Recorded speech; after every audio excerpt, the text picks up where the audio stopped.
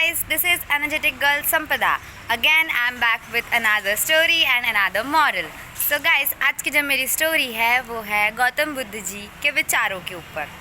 Yes, एक बार सम्राट अशोका के दरबार में गौतम बुद्ध जी और उनके शिष्य एक साइड बैठे हुए थे और कुछ ब्राह्मण एक साइड बैठे हुए थे. जो ब्राह्मण लोग थे वो जो अशोका के जो दरबार के बहुत उच्च ब्राह्मण थे और कह सकते हैं कि वो सबसे हेड थे वहाँ के. और सम्राट अशोका ने गौतम बुद्ध जी को इनवाइट किया था खाना खाने के लिए, मतलब भोज के लिए इनवाइट किया था ताकि वो उनको भिक्षा दे सके. उनका खाना पानी सब हो गया.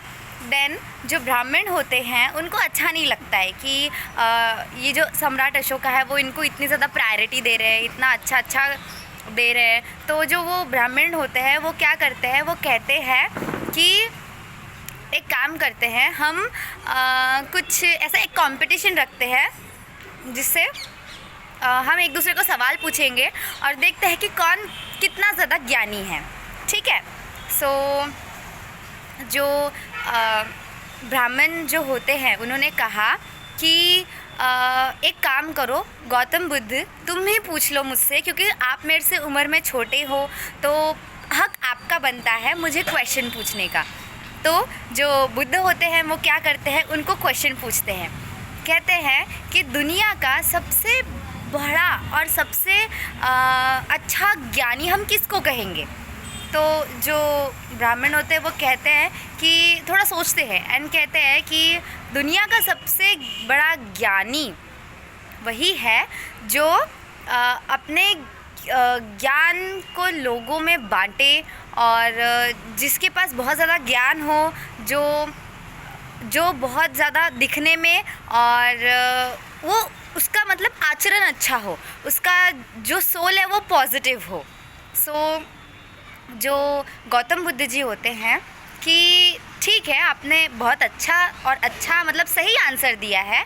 और फिर से मैं एक और क्वेश्चन पूछना चाहूँगा कि जो दुनिया का सबसे बड़ा ज्ञानी है, वो रियल में कौन है आपके हिसाब से. तो वो जो ब्राह्मण होता है वो कहता है मैंने अभी तो बताया.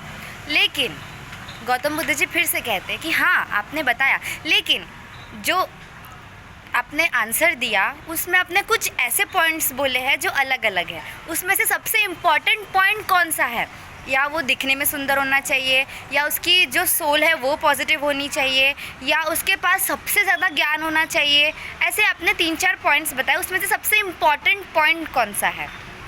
तो इम्पॉर्टेंट पॉइंट वो कहता है, 2 पॉइंट्स कहते हैं कि सबसे इम्पॉर्टेंट पॉइंट ये है कि वो इंसान सोल, उसकी जो सोल है वो पॉजिटिव होनी चाहिए, वो कभी भी किसी इंसान से झूठ नहीं बोलना चाहिए वगैरह वगैरह. जो उसकी सोल है वो पॉजिटिव होनी चाहिए.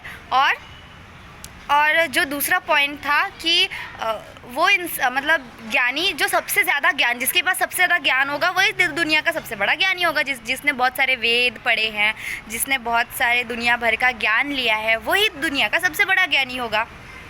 तो 2 पॉइंट वहाँ पर जो ब्राह्मण थे उन्होंने क्लियर किए.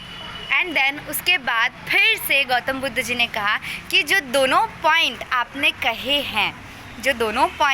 कहे हैं उसमें से आप मुझे बताएं कि दोनों पॉइंट्स में से सबसे मेन इम्पॉर्टेंट पॉइंट कौन सा है.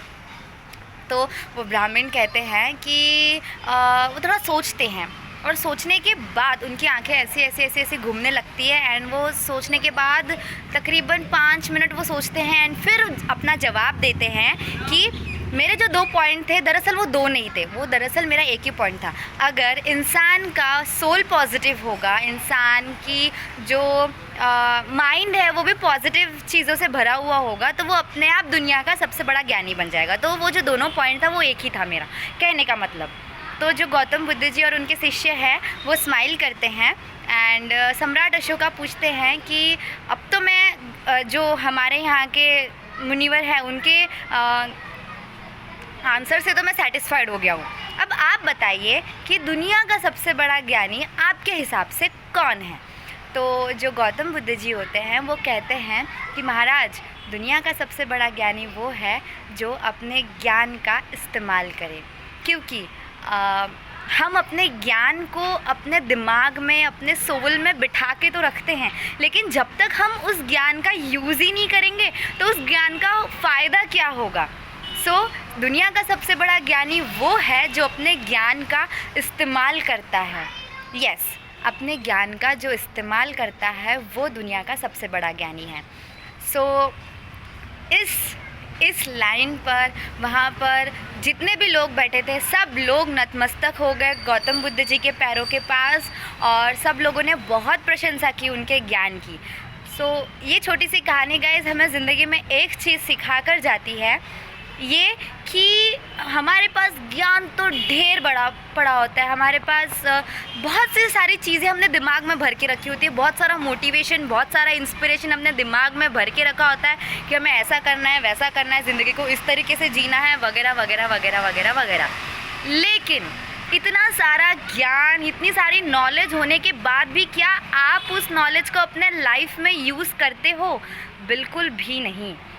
अगर आपके पास नॉलेज है, आपके पास मोटिवेशन है, आपके पास इंस्पिरेशन है, तो उस इंस्पिरेशन का अपने लाइफ में यूज़ करो। जब आप अपने लाइफ में यूज़ करोगे तब आप रियल में उस चीज़ के लिए आप आगे बढ़ना शुरू हो जाएंगे। अगर मानो कि अगर एक स्टूडेंट पेपर सॉल्व करने वाला होता है, उसके पास दिमाग में सब कुछ है, उसने लेसन रीड किया है, सब पूरा सिलेबस पढ़ लिया, पूरा गोट लिया है, लेकिन जब तक वो पेपर में उतारेगा नहीं तब तक वो पास कैसे होगा, तब तक उसको मार्क्स कैसे मिलेंगे। उसी तरीके से हमारे लाइफ में भी होता है। अगर हम अपनी जो चीज़ें हैं वो इम्प्लीमेंट नहीं करेंगे, हमें पता तो सब कुछ होता है लेकिन हम इम्प्लीमेंट करना ही भूल जाते हैं। इम्प्लीमेंट करना इज़ मस्ट इम्पॉर्टेंट। आप अपने लाइफ में इम्प्लीमेंट कीजिए उस चीज़ को जो आप पाना चाहते हैं। उस चीज़ के लिए जो भी आपको मेहनत करनी है, आपने सोचा है तो इम्प्लीमेंट करना शुरू कर दीजिए। अगर आपके पास बहुत ज़्यादा ज्ञान है तो उस ज्ञान का यूज़ कीजिए। आई होप गाइस कि आपको आज की मेरी स्टोरी समझ में आई होगी और आज का आपको मेरा मॉरल भी समझ में आया होगा। कल मैं फिर से आऊँगी एक और नई स्टोरी के साथ। बाय।